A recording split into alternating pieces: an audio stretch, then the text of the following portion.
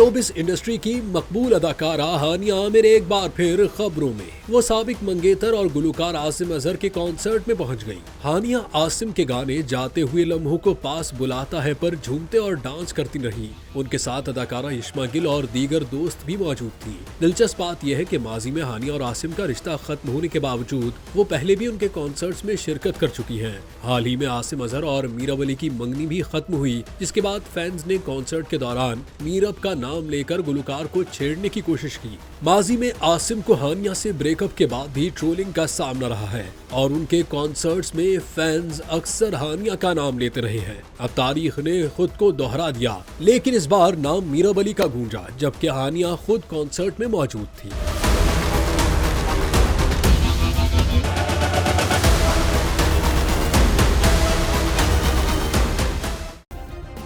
Subscribe करें और bell दबाएं ताकि कोई खबर रह न जाए।